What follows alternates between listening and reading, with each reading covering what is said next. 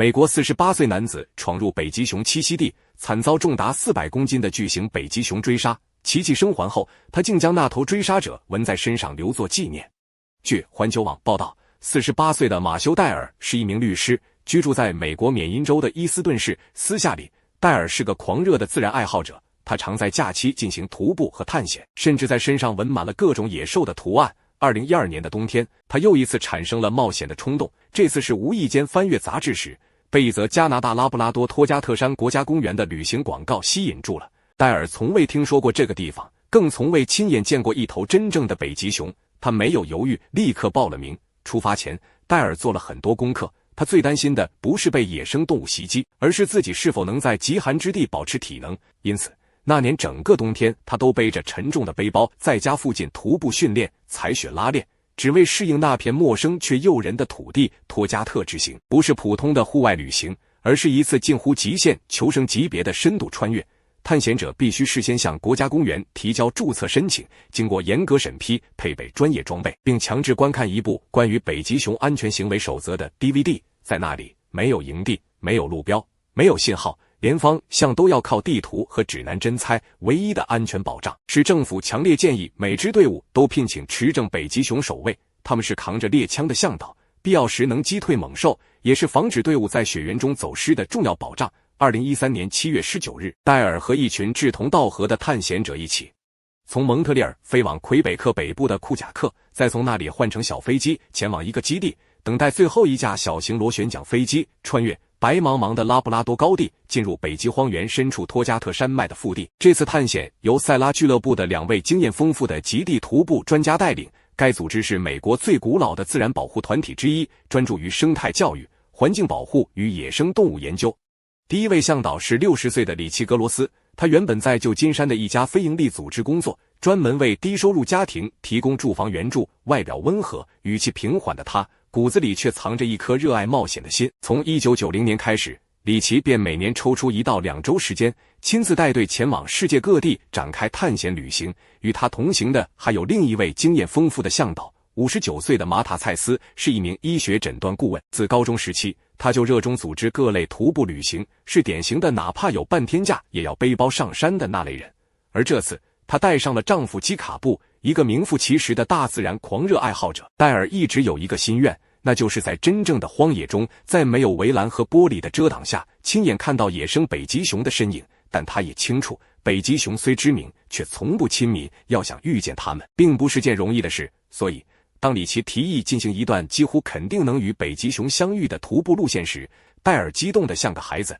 他毫不犹豫地答应下来。当天傍晚，在步行数小时后，向导决定在冰原一侧扎营。营地并不复杂，几顶睡帐，一个用来烹饪和存放食物的区域，还有电网围栏，需要围绕整个营区拉射，号称能发出击退掠食者的电流。尽管它只是靠几节电池供电，强度与普通手电筒无异，但大家仍把希望寄托于电网身上。晚上10点左右，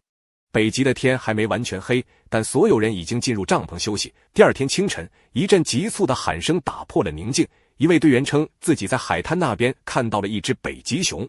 戴尔立刻从睡袋中跳起，奔去看这只梦寐以求的野兽。当他们抵达目击点时，一只硕大的北极熊出现在视野中，脚边还有一只毛茸茸、才几个月大的幼崽。戴尔目不转睛地注视着母熊的一举一动，内心激动不已。尤其是看到小熊时，他几乎要落泪。过了一会儿，里奇轻声示意大家该回营地吃早餐了。吃过饭后，众人再次整理装备，踏上新一轮的探险。他们穿越冰封山谷，翻越陡峭的雪坡，直到傍晚4点左右，大家筋疲力尽地返回营地。几个小时的徒步已让人脚底生疼，膝盖发软，但没人抱怨，反而都带着一种被自然洗礼后的沉静与满足。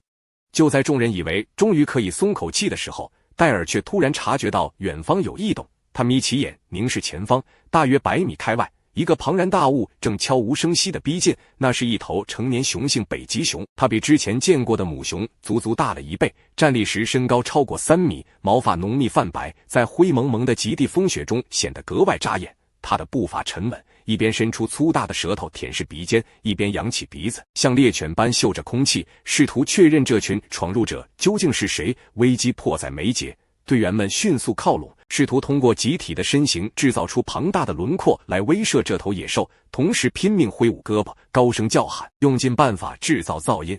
可那头北极熊依然步步逼近，毫无惧色，冷静得近乎诡异。此时北极熊距离他们已经不足50米。这时里奇毫不犹豫地拔出信号枪，对准北极熊的方向扣下扳机，一颗红色信号弹呼啸而出，落在他身前炸开，火光与震响在雪地中绽放。可那头北极熊几乎没有任何反应，反倒像是在测试人类的底线，继续缓慢推进。第二枚信号弹紧随其后，这一次落得更近，爆炸声在北极熊脚前炸裂成团。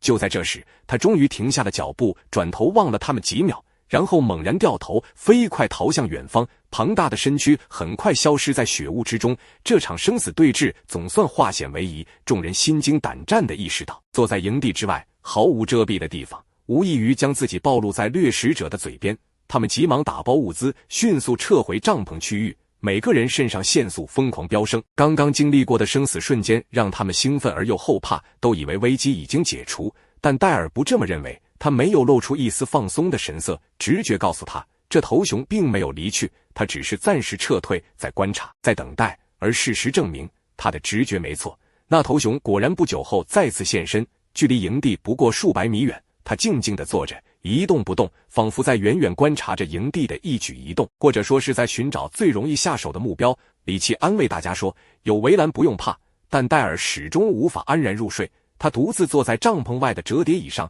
盯着远方那个影影绰绰的白色轮廓，任凭冷雨打湿全身，一坐就是1个多小时，直到疲惫战胜警觉，他才勉强睡去。7月23日这一整天，队员们都轮流用望远镜监视那头北极熊，他大多数时候似乎都在闭目养神，看起来平静无害，也没人知道他在打什么主意。直到傍晚，一切突然失控，队员埃森伯格如往常般在晚饭前拿望远镜确认北极熊的方位，却发现北极熊原本所在的位置已空空如也，雪地上没有动静，没有足迹，北极熊消失了，没有人知道它此刻藏身何处。7月24日凌晨3点30分，一声撕心裂肺的惨叫声划破夜空，那是戴尔的帐篷。那头体长超过3米的北极熊竟轻松突破了电围栏，悄无声息地闯入营地，径直扑向毫无防备的戴尔。警报尚未响起，死亡便已降临。隔壁帐篷内，里奇猛地惊醒，从枕边摸出信号枪，拉开睡袋的拉链冲了出去。与此同时，马塔蔡斯也在自己的帐篷里听到了野兽的低吼和帐篷撕裂的声音。他透过窗缝看见那头北极熊几乎全身雪白，唯独眼圈和口鼻漆黑如墨，仿佛戴着死亡面具。北极熊完全无视了里奇的存在，眼中只有戴尔。他一口咬住戴尔的头颅，像甩布娃娃般猛烈左右甩动，利齿撕裂了皮肉，穿透了颅骨，血在夜色中飞溅。惊恐与绝望在队伍中蔓延，众人眼睁睁看着戴尔被猛兽拖出帐篷，无人能阻止。仅仅数秒后，当戴尔的身体不再挣扎时，北极熊嘴中仍咬着他的头颅，越过电围栏，一路狂奔向海滩。那是他打算将猎物淹死的地方，正如他对海豹所做的那样。凌晨3点32分，尽管四周漆黑，里奇和蔡斯依然能看到那头北极熊正叼着他们的同伴步入远方的黑暗。队员们惊恐追出，里奇一边奔跑一边连发信号枪，炽热的弹体在夜空中划出血红轨迹，多次击中北极熊的身体。最终北极熊松口，将戴尔抛下，消失在黑夜尽头。戴尔倒在血泊中，命悬一线。他的下颌几乎被碾碎，颈部与肺部遭严重撕裂，濒临窒息。队友们将他抬回营地。里奇尝试用无线电呼叫救援，却被告知由于整片区域被浓雾笼罩，直升机无法起飞，除非天气转晴。小组成员尽其所能为戴尔处理伤口，为他止血保温，尽力维持他的生命体征。他们焦急等待着救援的到来。终于在早上8点30分左右，雾才开始散去。此时距离袭击已经过去了将近7个小时，远处终于传来直升机的轰鸣声。戴尔被快速绑在担架上，吊升至直升机内。但这只是漫长医疗旅程的开始。由于伤势过重，他被转送到多个医疗中心，都没有足够的医疗设施进行手术。每到一处医院，医生都只能重新为他注射镇静剂，临时处理创伤，并建议转送到更合适的机构。最终他被送至蒙特利尔中央医院，医生检查后发现他的伤势令人震惊。戴尔的左手完全粉碎性骨折，双侧下颌严重塌陷，肺部撕裂，喉管受损，一节脊椎骨断裂。更令人难以置信的是，尽管这头重达340公斤的北极熊用强悍的颚部咬住他的头部左右甩动，他的脊髓却基本完好无损，这正是他能熬过死亡考验的关键。7月27日，医生通知戴尔的妻子和同行的驴友们，他的生命体征已经稳定，几周内便可出院。得知丈夫的消息后，妻子火速赶到蒙特利尔陪伴他。戴尔出院后，他对自然的热爱丝毫未减，甚至还在身上纹了一只北极熊，以此纪念这场生死对决。尽管那次袭击让他的声带永久受损，声音也因此受到影响，但他表示自己的心里比以往更强大。戴尔对曾参与他生还过程的每一个人都怀抱感恩，能从成年雄性北极熊的袭击中活下来，本就是万分罕见的奇迹。